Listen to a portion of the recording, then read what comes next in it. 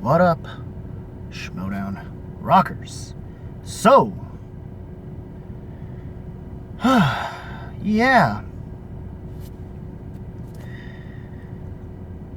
Well, finally, I can talk about the Shirewolves Korruption match, which was Shirewolves' final match, and all sorts of stuff happened with that. But mostly the match itself, I will talk about. Everything else is mostly just,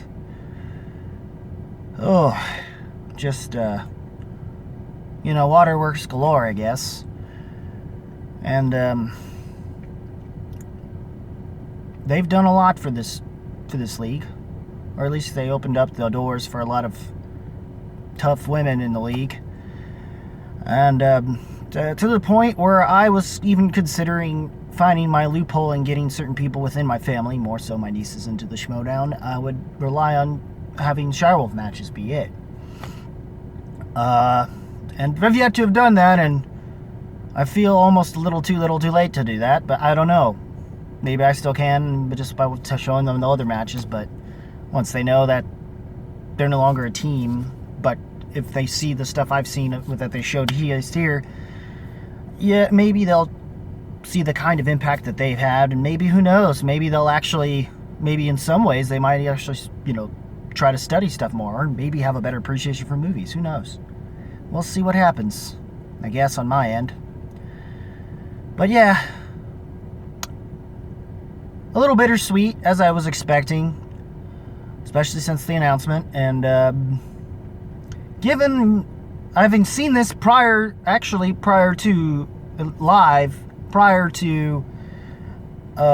the actual matchup of Bateman versus Kalinowski, and the follow-up of that being Snyder versus Kalinowski. Yeah. Well, yeah. So we can safely say Mikey Two Belts then. And in fact, this match, Chance actually was the stronger player. Or at least in round one. I don't know what happened to Kalinowski, but eventually he picked himself back up the moment Bond got spun. And that's when you knew the tables were turning on their end. But Shirewolves did what they could to put up a fight throughout the rest of with what they had. Throughout the rest of the match. They didn't even leave JTE rules on the table. So, no challenges were made, though, but no JT rules were left on the table. Or at least they knew how to save it up and for that last question, even though that was a rough a rough final round, or fifth final round for Korruption, but they pulled out what they needed to in the end. It was just unlucky in the sense that they couldn't pull out what they needed. Chance on the buzzers too was impressive. You could kind of tell the Shirewolves knew they needed to call it a day, but at the same time, they weren't gonna let up. They were gonna make sure that whatever Korruption had to do, they earned that. They had to earn that. Hell, at this point, they need to earn it even more. They're gonna earn it even more so, especially given the announcement that did get mentioned despite it being mentioned in a live event. So that's going to be, well, I don't know if I should just wait till next week for the reveal to really reveal it or not. I kind of already did during a live chat, a sort of live chat thing in the Facebook page for the dungeon. And yeah, but more on that later. So that was still good. Yeah, basically Roka's had to come out for that one, and I agree. We may as well have that be an exhibition match, Clark Wolf versus John Roka at some point. That we need to have that at the very least. Even though we know we're going to see at least her again in terms of calling matches. Rachel's doing God knows what. I guess Rachel's probably going to be calling matches too. I don't know. I mean, that's the closest thing we're going to see, but as far as them doing matches themselves, not going to happen. Aside from maybe exhibition. But that's most likely it. Other than that, start of round round one, start of singles tournament. Basically, the first portion of the top of the left bracket is what we wound up getting first and foremost. And that is starting with Whitney Seibold versus Brendan Meyer. And that being more so about the whole issues going on with since the critically acclaimed breakup. Even though I don't think any of us wanted that, to be honest, since they were so close in a championship matchup and we barely get a chance to see them actually do another match. And I thought that was bull that we didn't get a chance to see them at least carry the belt. And I think they were just hoping, I think they just said, screw it, you're done. Or at least that's what Harloff said, I must have said, and they just found a way to write in a loophole to basically get Self-Righteous Brothers to become a thing again. Glad that is the case. It's a shame Johnny ain't going to come back because of his WWE job ain't coming back to manage. Though if he does get a chance to come in and be a manager, I'd like that. I'd really like that. Other than that, we have Shazam. And then, of course, now what is of Shazam, which had a great debut, going up against Scream Queens. Not surprising given both players themselves. So, but anyway, I mean,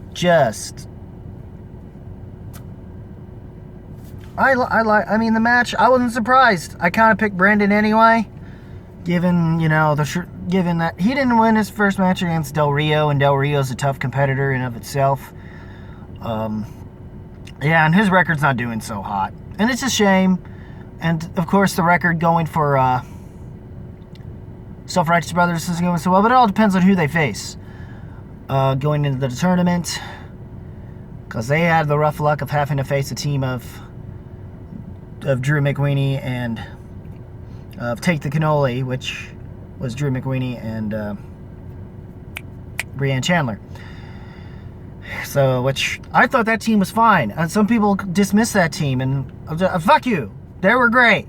They proved it in that first round against them, and they proved that they were a tough team too. I hate that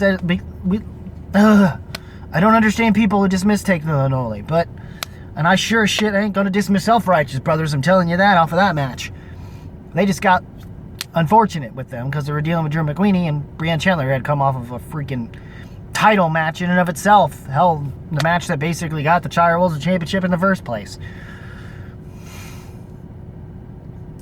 So, yeah, that was fun. I mean, I'm not surprised. And that also led to, apparently, a screw-up from Ken that was hysterical. Dang! Also the first of the announcements to finally see him without beard. You know? Which I think was also the first time we saw that was technically... I guess he shaved his beard off during that I'm trying to remember here. Was it I guess the Korruption Firewolves match is the first with him without the beard? I can't remember, but... Anyway, that was funny. Hell, the entrances were funny and funnier. More so, kid, I choose you! Oh, I could just get my buddy into Schmoedown just by having him watch that trip. That was fucking... I choose you!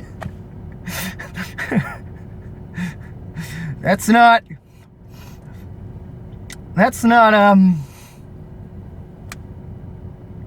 manipulative at all.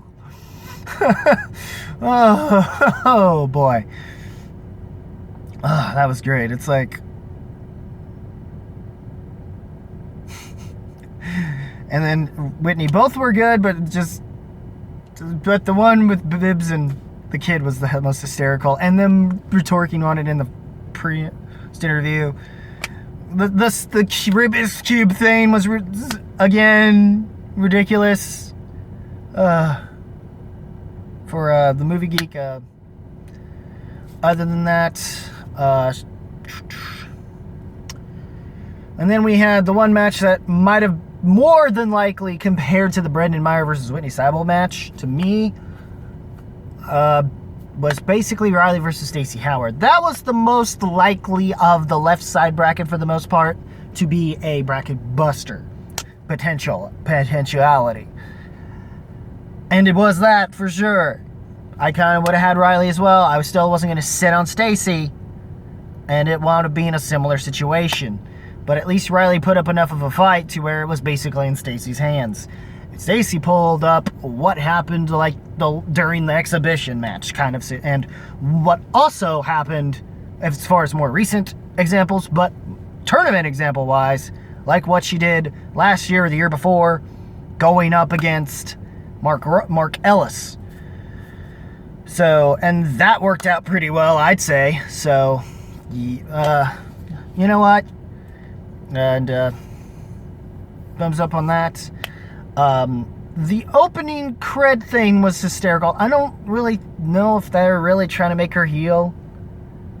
Mara would make sense. I don't know how that's a possibility because of, well, Dan Murrell talking to her, but it was nice to see them kind of going off each other as a couple. And the stove thing was funny. But I don't know what this really means, other than she's going to have to at least go get a sort of tweener. I guess she's going tweener, maybe? More so? And having a heelish moment? Just to figure out what she needs to do to get her, a rematch that she was supposedly hurt. But kind of, it's a possibility she might get it back. All because Harloff's willing to, but we'll see. We'll see. Also, all depends on what he does with that, so, and what he does with the nuke. And when he's gonna drop the nuke is the real question of the day. Will it be in Florida? More so once this whole singles tournament is over, and plus, as something announced later, which I'm glad we had, finally figured in and announced, which we needed to know. Well, actually, I think they already showed it in the pre-show, so I'm guessing that's in the pre-show they already announced it, which is basically that, so, which was public, so, and I think that's that, yeah, that whole thing that he said he'd have on being able to run the tournaments, yeah, that wasn't going to slide or fly very well, so this best thing is that nuke that he dropped onto Christian. And whatever Christian's going to do with that. And that's all he's got left. And that's the only thing he's got. And once that drops, then we'll see him in his maniacal day. So, and where the family needs to go. So, basically, they may have it in the bag in terms of them and Wildberries. But after that, probably not. We'll see how it goes. We'll see how that goes. And if he doesn't stick with them, I will be hysterically happy if for some reason Brian Chandler comes back and we get to take the cannoli return. I will be the one that's happy with that. I'm fine with the family. I'm fine with the family to an extent. But I'm not going to not be happy if Take the Cannoli comes back together. Just saying. Just throwing that out there. I know Action Army could come at me. Please don't. I'm your fellow Action Army friend and most of y'all's fellow Dungeon Head. So, there's that. But yes, Stacy, good luck. It's nice to see her finally getting somewhere. Hopefully she doesn't have an issue in round 2, but then again, we'll see if Brendan Meyer finally has his hiccup. We don't know. And if he does against Stacy, I mean, it's gonna bust a bracket. Hell, it would have busted mine if I had a legitimate one. But I'm telling you what was my thoughts on the whole thing going forward. Because usually I don't have much luck when I finally decide to do brackets. So, I mean, there's that. Excuse me. But anyways, my thoughts going in, let's see.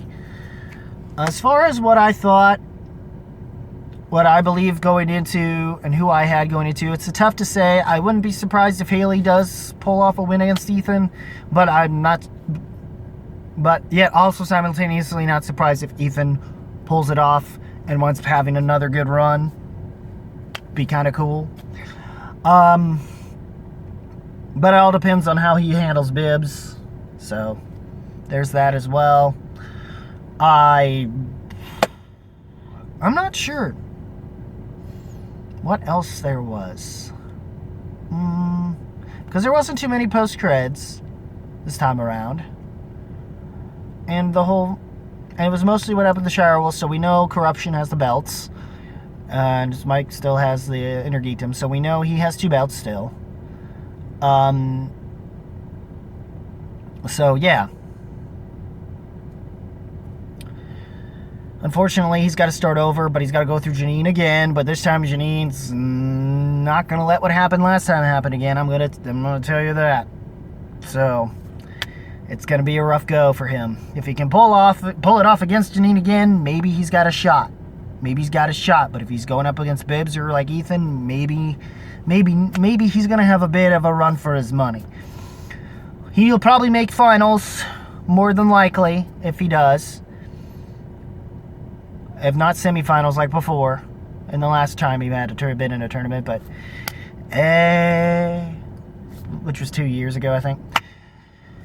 But he had the unfortunate luck of going up against apparently a very with JT on a massively awesome run. So, but he's not as strong in singles right now as he was before. So. JT, I guess, didn't find a way to qualify or wasn't going to be able to make the tournament this year. So, yeah, there's that. But anyways, we'll see how Kalinowski does with his. I don't know if that's this coming one or what the follow-up will be from the live event matchup in terms of the tournament. As for what I'm banking on my fellow Dujin Oyama, I'd sort of be happy for Snyder finally getting the belt, but I'm still hoping for that. I'm more hoping for Oyama to pull off the live event and prove he's a tough competitor. But we'll see. But like most of us say, we'll see. Even though I have seen the live event, I'm going off my thoughts prior to, and that's what you're going to have to go off of as well. So, yeah, there was some other funny things, I think. What was there for other entrances? Yeah, there wasn't too much with entrances on that one, though.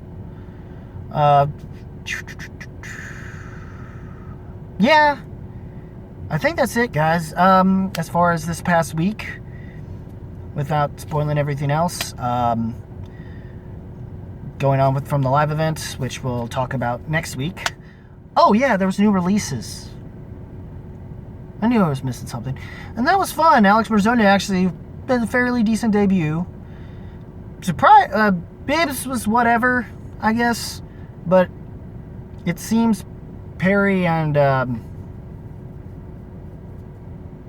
Brandon Kid Meyer were doing pretty well in that matchups as well. So, yeah. It was a good matchup, you know. I mean, I had more fun with the Star Trek matchup, don't get me wrong, but this was fun. It's an exhibition. It was fun. Bibbs has nothing to worry about, that's for sure. And Brady Kimmerer put up enough of a fight. And yet, surprisingly, Perry did pretty well. Well, here, just as much as she probably would have at the Jurassic Park matchup last year. So, cool. Well, anyway. That's... Oh, and yes, sorry, I forgot to mention spoilers for those who are patrons probably watching this, or at least by the time you get $5 tier, you'll see it. So, sorry about that. But anyways, what you guys think of all the matches? And if you're a Patreon, what did you think of the new releases, exhibition match? Yeah. And also behind the scenes stuff looked pretty cool. Apparently, from what it looked like, it seems like Emma's got some guns on her.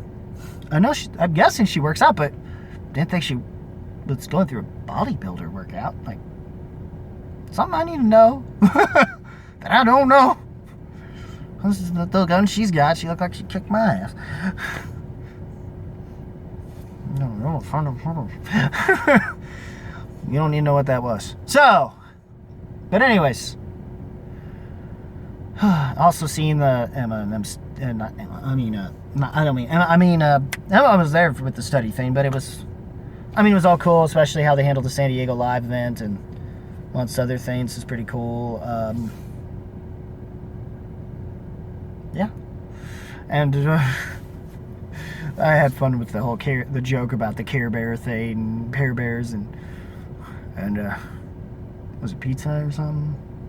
I forgot. Anyway, whatever. I mean, what did you guys think of the matches, including the exhibition one? If you're a patron, leave a comment below, let me know. Some of the cutscenes here and there. And as always, guys, but also, while you're at it, rock the like button with the rest if you must. Also, link to in the description of my Facebook page. Rock and like and follow me there. Also, hit the subscribe button here on the back to YouTube. Go, and before you do that, and hopefully before you do that, you've hit the subscribe button and click that notification bell just to see more of my videos. And eventually, I'm going to finally get to Fear Inoculum at some point, and I'm going to eventually do a catch-up in terms of the music stuff. And hopefully at some point, I'll eventually see some other movies. Eventually, if not, I still have Schmoedown to talk about that's movie-related. So, there's that.